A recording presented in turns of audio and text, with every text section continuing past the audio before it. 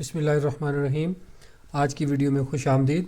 آج کی ویڈیو میں ہم بات کرنے والے ہیں کیز اور پاسورڈ کے ساتھ انکرپشن کے اوپر۔ اس میں ہم دیکھیں گے کہ کرپٹوگرافک کی اور پاسورڈ کے درمیان کیا تعلق ہے، کی کو توڑنا یا اس کی کریکنگ کیا ہوتا ہے، مضبوط پاسورڈ اور اچھے پاسورڈ کی کیا خوبیاں ہو سکتی ہیں۔ اس کے بعد ہم بات کریں گے سائبر کرائم کے اوپر، کون کون سی چیزیں سائبر کرائم میں انکلوڈڈ ہیں، وہ بھی آج کی ویڈیو میں ڈسکس کی جائیں گی۔ اس کے بعد فشنگ اٹیک کیا ہے اور ڈینائل آف سروس جس کو ڈاس اٹیک کہتے ہیں، اس کے اوپر بھی آج کی ویڈیو میں ہم بات کریں گے۔ سب سے پہلے ہم دیکھتے ہیں کہ کرپٹوگرافک کیز اور پاسورڈ کے درمیان جو تعلق ہے اسے ہم دیکھ لیتے ہیں۔ پاسورڈ جو ہے وہ کیا ہے اور کرپٹوگرافک کی کیا ہے۔ سب سے پہلے دیکھیں، پاسورڈ کو ایک سسٹم تک رسائی حاصل کرنے کے لیے تصدیق کے طور پہ استعمال کیا جاتا ہے۔ جیسے اگر آپ نے اپنا ای میل اکاؤنٹ بنایا ہوا ہے اور آپ کا پاسورڈ جو ہے وہ تصدیق کرتا ہے کہ یہ آپ ہی ہیں جو اس سسٹم کو اپنے پاسورڈ کے اندر لاگ ان کر رہے ہیں، اپنے اکاؤنٹ کے اندر لاگ ان کر رہے ہیں، یا آپ اپنے کمپیوٹر کے اوپر آپ نے اپنا اکاؤنٹ بنایا ہوا ہے اور اس میں آپ لاگ ان کرتے ہیں تو وہ بھی تصدیق کے لیے ہی استعمال ہو رہا ہوتا ہے پاسورڈ آپ کا۔ جبکہ جو خفیہ کاری کا پیغام ہوتا ہے اس کو پڑھنے کے لیے کرپٹوگرافک کیز کا استعمال کیا جاتا ہے۔ یہ کی پھر آپ کے میسیج کو انکرپٹ یا ڈیکرپٹ کرنے کے لیے یوز ہو رہی ہوتی ہے۔ لہٰذا کمپیوٹر سیکیورٹی کے اندر ایک کی اور پاسورڈ دونوں ہم معنی نہیں ہیں۔ ہاں، یہ ممکن ہے کہ آپ پاسورڈ کو کی کے طور پہ بھی استعمال کریں۔ ان دونوں میں بنیادی فرق یہ بھی ہے کہ پاسورڈ کو بنانا اور پڑھنا اور یاد رکھنا ایک انسانی عمل ہے اور یہ نسبتاً آسان ہے۔ اس کے علاوہ کچھ سرور جو ہوتے ہیں وہ آپ کا جو پاسورڈ ہے وہ کلائنٹ کمپیوٹر پہ ہی سیو کروا دیتے ہیں، اور آپ دوبارہ جب آپ استعمال کر رہے ہوتے ہیں وہی سروس یا وہی ویب سائٹ تو آپ کو دوبارہ پاسورڈ دینے کی ضرورت نہیں ہوتی، بلکہ آپ کے کلائنٹ کمپیوٹر کے اوپر کوکیز کی صورت میں آپ کو وہی پاسورڈ سیو ہوتا ہے۔ جبکہ کی جو ہے وہ ایک پیغام کو پروسیس کرنے کے لیے کسی کرپٹوگرافک الگوریدم کے ذریعے اسے کوئی سافٹ ویئر پڑھتا ہے یا پھر کوئی انسان اس کا استعمال کر سکتا ہے۔ اب بات کرتے ہیں ایک اچھے پاسورڈ کے اوپر کہ اچھے پاسورڈ کی کیا خوبیاں یا کریکٹرسٹکس ہوتی ہیں۔ ایک اچھے پاسورڈ جو ہے اس کا اندازہ لگانا یا اس میں دراڑ پیدا کرنا یا اس کو توڑنا جو ہے اسے کریک کرنا مشکل ہونا چاہیے۔ اور یہ غیر متعلقہ افراد کو پاسورڈ کرتا کیا ہے؟ غیر متعلقہ افراد کو آپ کی فائلوں، پروگراموں اور دیگر وسائل تک رسائی سے روکتا ہے۔ ایک اچھے پاسورڈ میں یہ کچھ پوائنٹس بنائے ہوئے ہیں جو موٹے موٹے جس کو کہہ سکتے ہیں کہ یہ مین پوائنٹ ہیں جو ایک اچھے پاسورڈ کے اندر آپ جب بنا رہے ہیں پاسورڈ تو آپ دیکھ سکتے ہیں کہ کون کون سی چیزیں آپ نے ذہن میں رکھنی ہیں۔ سب سے پہلے یہ کم از کم 8 حروف پر مشتمل ہو، 8 کریکٹر منیمم اس کی لینتھ ہونی چاہیے۔ یہ آپ کے یوزر نیم، آپ کے عرف یعنی نک نیم جس کو کہتے ہیں، آپ کے بچے کا یا کمپنی کے نام پہ مشتمل نہیں ہونا چاہیے، کیونکہ ان کا اندازہ لگانا بہت آسان ہوتا ہے۔ یہ کوئی مکمل لفظ نہیں ہونا چاہیے، آپ بنا سکتے ہیں لیکن بہتر ہے کہ کوئی مکمل لفظ نہ ہو بلکہ بیچ میں رینڈم کریکٹرز ہوں، کیونکہ ان کا اندازہ لگانا پھر پاسبل نہیں ہوتا۔ اور اگر آپ پاسورڈ چینج کر رہے ہیں تو یہ جو آپ نیا پاسورڈ بنا رہے ہیں یہ پہلے پاسورڈ سے نمایاں طور پہ مختلف ہونا چاہیے، وہی پاسورڈ یا تھوڑے بہت کریکٹرز کی ریپلیسمنٹ کے ساتھ نہیں ہونا چاہیے، کیونکہ پھر اس کا بھی اندازہ لگانا آسان ہو جاتا ہے۔ ایک اچھے پاسورڈ کے اندر بڑے حروف، چھوٹے حروف اور نمبر اور اسپیشل کریکٹر یہ ساری چیزیں شامل ہونی چاہیے۔ اور آپ کا پاسورڈ کتنا محفوظ اور مضبوط ہے اسے چیک کرنے کے لیے ہم پھر ایک ویب سائٹ ہے howsecureismypassword.net، اس پہ آپ اس کو چیک کر سکتے ہیں۔ ابھی ہم بھی اس کو ٹرائی کرتے ہیں کہ ہمارا جو پاسورڈ ہے وہ کس طرح سے کتنا ایک سیکیور ہوتا ہے۔ ویب سائٹ ہے howsecureismypassword.net، اس کو کھولیں گے۔ یہاں پہ آپ کوئی بھی پاسورڈ ٹائپ کر سکتے ہیں۔ فار ایگزامپل میں یہاں پہ پاسورڈ ٹائپ کرتا ہوں اپنے ہی نام سے، تو یہ جو ہے وہ کمپیوٹر بتا رہا ہے کہ it would take a computer about 5 second to crack your password. تو یہ نام والا پاسورڈ آپ کو پتہ ہے بہت آسان ہے، لیکن اگر آپ اس کے ساتھ اسپیشل @ سمبل لگا دیں، پھر اس میں کچھ نمبر ایڈ کر دیں، دیکھیں اب وہ کہہ رہا ہے 200 ایئرس، پھر اس میں کچھ اور اسپیشل کریکٹرز لگا دیں، تو یہ بہت بڑا ٹائم سپین ہے جو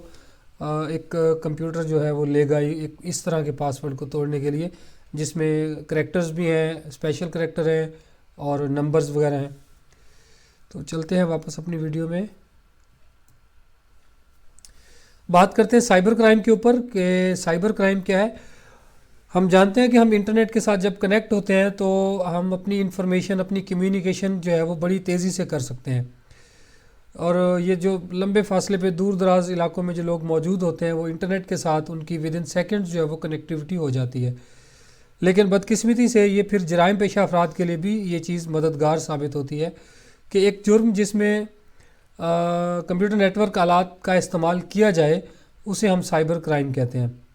سائبر کرائم میں کون کون سی چیزیں انکلوڈ ہوتی ہیں؟ اس میں سب سے پہلے ہے کہ شناخت کی چوری، transaction fraud, advance fee fraud, hacking اور پائریسی۔ پائریسی کے اوپر پچھلی ویڈیو میں بات ہو چکی، باقی چیزیں ہم ایک ایک کر کے بھی ڈسکس کر لیتے ہیں۔ سب سے پہلے شناخت یا آئیڈینٹی کی چوری کیا ہے؟ سائبر کرائم جو ہے اس کی ایک عام شکل جو ہے شناخت کی چوری ہے۔ ہیکر جو ہے وہ پاسورڈ اور اکاؤنٹ کی معلومات حاصل کرنے کے لیے جعلی ای میلز کا استعمال کرتے ہیں۔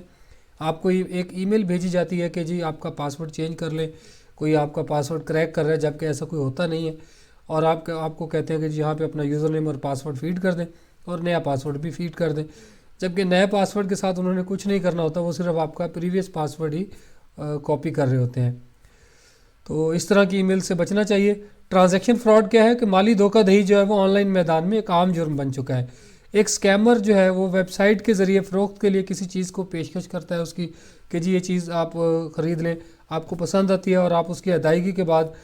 آپ ویٹ کرتے ہیں کہ آپ نے اگر چیز پرچیز کیا تو آپ کو آئے گی، جبکہ ایسا نہیں ہے، ایسا نہیں ہوتا، وہ چیز آپ تک نہیں آتی۔ پچھلے دنوں سوشل میڈیا پہ بھی یہ ایشو چل رہا تھا کہ کسی نے آن لائن کوئی چیز منگوائی ہے، تو میرے خیال ہے اس نے گلوز منگوائے تھے جو موٹر بائک کے لیے یوز ہوتے ہیں، جبکہ اسے ایک سلوشن ٹیپ ٹائپ کی جو ہے وہ چیز بھیج دی گئی۔ مجھے نہیں اس کا آئیڈیا کہ وہ کس حساب سے کیا لاجک تھی بھیجنے والے کی۔ تو یہ چیزیں جو ہے وہ ٹرانزیکشن کا فراڈ ہے۔ یا دوسری طرف آپ اپنے کریڈٹ کارڈ سے کچھ چیزیں خریدتے ہیں اور پھر خریدنے کے بعد آپ کہتے ہیں کہ جی میرا کریڈٹ کارڈ چوری ہو گیا، اور اس طرح آپ اگر کارڈ ہولڈر چارج بیک کا دعویٰ کرتا ہے تو پھر یہ بھی ایک ٹرانزیکشن کا فراڈ ہے کہ آپ نے چیز خریدی اور خود ہی کہہ دیا کہ میرا کارڈ چوری ہو گیا۔ ایک اور جو چیز ہے وہ ہے ایڈوانس فیس فراڈ۔ کبھی کبھی ہیکر ایک بڑا انعام جیتنے پر آپ کو مبارکباد کا ایک میسج بھیجتے ہیں کہ جی مبارک ہو، آپ نے ایک بہت بڑی رقم جو ہے وہ انعام میں جیت لی ہے، اور بس یہ تھوڑا سا ایک مسئلہ ہے، آپ کو یہ پیسے ٹرانسفر کرنے کے لیے چھوٹی سی پروسیسنگ فیس ادا کرنی ہوگی۔ اب آپ اس پروسیسنگ فیس کے بارے میں سوچتے ہیں کہ بہت بڑی انعام کی رقم ہے، تو پروسیسنگ فیس کا کیا ہے؟ چند ہزار یا کچھ تھوڑی بہت ہی اماؤنٹ ہے، تو لالچ میں بندہ آ جاتا ہے، آپ وہ فیس پے کرتے ہیں، تو جیسے ہی وہ فیس آپ پے کرتے ہیں آپ لٹ چکے ہوتے ہیں، کیونکہ آپ کو کوئی انعام ملنے والا نہیں ہوتا۔ ہیکنگ کیا ہے جی؟ پھر ہیکنگ سائبر کرائم کی ایک اور شکل ہے۔ غیر قانونی طور پر کسی دوسرے کے کمپیوٹر تک رسائی حاصل کرنا ہیکنگ کہلاتا ہے، اور زیادہ تر یہ اس وقت ہوتا ہے جب آپ انٹرنیٹ سے کوئی فائل ڈاؤن لوڈ کرتے ہیں اور اس کی تفصیل پڑھے بغیر اسے استعمال کرتے ہیں۔ اس طرح کا سافٹ ویئر جب وہ انسٹال ہونے کے بعد آپ کی اجازت کے بغیر آپ کے کمپیوٹر کو ایک دوسرے کمپیوٹر کے ساتھ کنیکٹ کر دیتا ہے، اور آپ کے علم میں لائے بغیر آپ کی معلومات جمع کرتا رہتا ہے۔ آپ اپنے کمپیوٹر پہ جو بھی ایکٹیویٹی کرتے ہیں وہ اس کو لاگ کرتا ہے، لاگ کرنے کے بعد وہ لاگ جو ہے وہ کسی دوسرے کمپیوٹر کو بھیج دیا جاتا ہے۔ اس طرح کے سافٹ ویئر جو ہیں انہیں ہم سپائی ویئر کہتے ہیں، اور پائریسی جو ہے وہ اس کے اوپر پچھلی ویڈیو میں بات ہو چکی ہے، اور اگر آپ نے ویڈیو نہیں دیکھی تو اوپر ایک لنک آ جائے گا ابھی، اس پہ آپ کلک کر کے وہ ویڈیو بھی دیکھ سکتے ہیں۔ بات کرتے ہیں فشنگ اٹیک کے اوپر۔ فشنگ جو ہے وہ پاسورڈ اور کریڈٹ کارڈ کی تفصیلات جیسی حساس معلومات ای میل کے ذریعے حاصل کرنے کی ایک جیل ساز کوشش ہے۔ یعنی آپ کے جو ای میل کے پاسورڈ ہیں، آپ کے بینک اکاؤنٹ کے پاسورڈ ہیں، کوئی کریڈٹ کارڈ کی انفارمیشن ہے، بیسیکلی جو فشنگ اٹیک کرنے والا ہوتا ہے اس کا جو ٹارگیٹ ہوتا ہے وہ یہ چیزیں ہوتی ہیں۔ اس کے لیے وہ ای میل کا سہارا لے سکتا ہے، کسی میسج کا سہارا لے سکتا ہے۔ زیادہ تر ای میلز آتی ہیں اس کے لیے، اور اس طرح کی جو ای میل ہوتی ہے اس کے اندر کوئی اہم نوٹس ہوتا ہے کہ جی جلدی کریں، فوراً سے اپنا کوئی پاسورڈ چینج کر لیں، یا ایسی ای میل کا موضوع اس طرح لکھا جاتا ہے کہ ای میل وصول کرنے والا خیال کرتا ہے کہ ای میل جو ہے وہ ایک قابل اعتبار ذرائع سے آئی ہے۔ وہ آپ کو پہلے کچھ میٹھی میٹھی چیزیں بتائیں گے کہ جی آپ جلدی سے ای میل کھول لیں، آپ کو کوئی انعام آ رہا ہے، یا آپ کا پاسورڈ کوئی ہیک کرنے والا ہے، جلدی سے اس کو کھول کے چیک کر لیں۔ یا کسی نے لکھا ہوتا ہے کہ آپ کا اکاؤنٹ کھولا اور فوری طور پر اس کا پاسورڈ تبدیل کر دیا ہے، یہ والا اس میں میسج ہو سکتا ہے۔ کوئی سرکاری جو ہے ڈیٹا کی بریچ کا کوئی نوٹیفیکیشن آتا ہے کہ آپ کا کوئی نادرا میں ڈیٹا تھا، اس میں کوئی ایشو آ گیا، فوراً سے ای میل کھولتے ہیں کہ کیا ہوا، میرے نادرا میں کوئی کون سی انفارمیشن ہیک ہو رہی ہے۔ آپ کے گھر کے پتے پہ کوئی پیکٹ ترسیل کیا گیا ہوتا ہے، آپ کا ایڈریس صحیح لکھا ہوتا ہے، آپ اس کو کھول لیتے ہیں، آپ کو لگتا ہے کہ ایڈریس تو بالکل ٹھیک ہے، تو میری کوئی ریلیٹڈ ای میل ہونی ہے،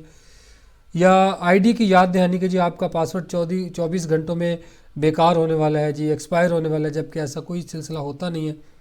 تو اس طرح کا ای میل بھی ہو سکتی ہے، اور یہ پاسورڈ کی تبدیلی کے فوری طور پر ضروری ہے، اس طرح کا میسیج بھی بھیجا جا سکتا ہے۔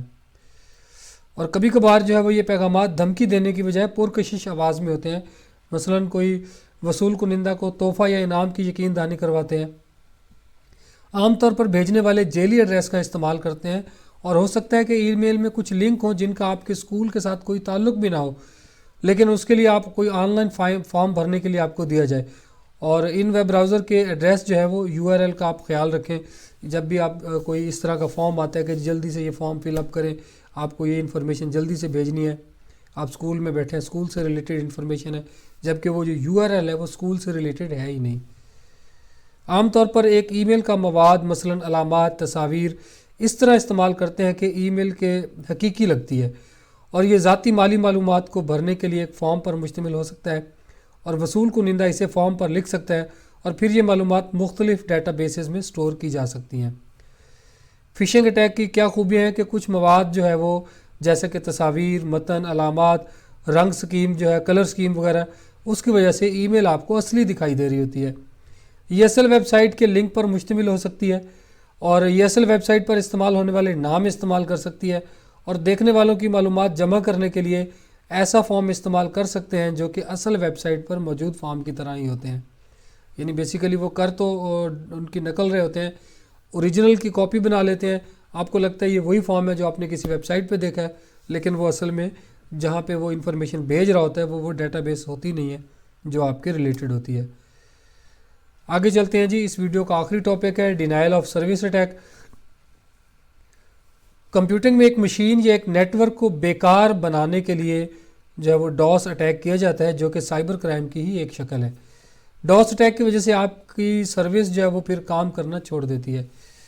مثال کے طور پر آپ کوئی ویب سائٹ کھولنا چاہتے ہیں، لیکن کوئی دوسرا شخص کمپیوٹر پروگرام استعمال کرتے ہوئے اسی ویب سائٹ پر بہت سی ریکویسٹ پہلے ہی بھیج رہے ہیں، تو اس سے آپ کی اس ویب سائٹ تک رسائی آپ کو حاصل نہیں ہو سکے گی۔ یعنی ایک سرور ہے، اس کی ایک لمٹ ہوتی ہے کہ وہ کتنی ریکویسٹ کو وصول کر کے ان کو ریسپانس کر سکتا ہے، لیکن کوئی دوسرا شخص جو ہے وہ کوئی کمپیوٹر پروگرام یوز کرتا ہے جس میں کوئی لوپ وغیرہ کا یوز کر کے وہ بہت ساری ریکویسٹ ایک ہی وقت میں سرور کے اوپر بھیجنا شروع کر دیتا ہے۔ اس سے کیا ہوتا ہے کہ آپ کا جو سرور ہے وہ بیزی ہو جاتا ہے، اور جب آپ نے کوئی اصل میں ایکچوئل یوزر وہاں پہ کوئی جا رہا ہوتا ہے اور کوئی ریکویسٹ بھیجتا ہے اور کوئی اس سے کوئی ریسورس وغیرہ کی ریکویسٹ کرتا ہے، تو سرور ریسپانس دینے کے قابل ہی نہیں رہتا، یا دوسرے لفظوں میں کوئی رپورٹ تھوڑے وقت میں بہت ساری درخواستیں بھیج رہا ہوتا ہے، جس کے نتیجے میں یہ سروس دوسرے صارفین کے لیے بہت سست کام کرتی ہے یا پھر بالکل ہی بند ہو جاتی ہے۔ اس طرح سے ہدف کو بہت زیادہ درخواستیں بھیج کر سسٹم کو اوور لوڈ کر دیا جاتا ہے۔ یہ ایک مشین یا ایک نیٹ ورک کو بند کرنے کا بھی باعث بن سکتا ہے، اور عموماً جو ڈاس اٹیک ہے وہ بینک، تجارت یا میڈیا کمپنیوں یا پھر حکومتی اداروں کے ویب سروس کو ہی نشانہ بناتا ہے۔ چھوٹی موٹی ویب سائٹ کے ساتھ ان کا کوئی ایشو نہیں ہوتا۔ ڈاس اٹیک کے اندر آپ کا کوئی ڈیٹا چوری نہیں ہوتا، کچھ ہیک نہیں ہوتا، لیکن یہ کیا کرتا ہے کہ یہ جو ان کو متاثر کر رہا ہوتا ہے ان کا وقت اور پیسہ، یہ دونوں کو پھر یہ ضائع کرتا ہے، کیونکہ جب آپ نے کہیں پہ کوئی ڈاس اٹیک ہوا ہے تو سرور بالکل ڈاؤن ہو جائے گا، پلس اس کو واپس نارملائز کرنے کے اوپر پھر ایکسپینسز بھی آئیں گے، اور اس دوران جس وقت کوئی ڈاس اٹیک کے اندر کوئی سسٹم موجود ہے، اس دوران ظاہر ہے کوئی ٹرانزیکشن اگر ہونی ہے تو ان کا بھی لاس ہو سکتا ہے۔ یہ تھوڑی ایک ڈائیگرام ہے بنی ہوئی، اس کے اندر تھوڑا اس کو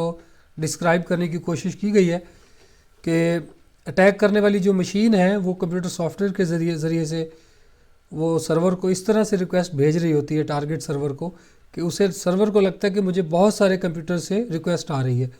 اور اسی دوران وہ آپ کا سرور جو ہے وہ اوور لوڈ ہو جاتا ہے۔ یہ تھی آج تک کی ویڈیو جی، اگلی ویڈیو تک کے لیے مجھے دیجیے اجازت، اللہ حافظ۔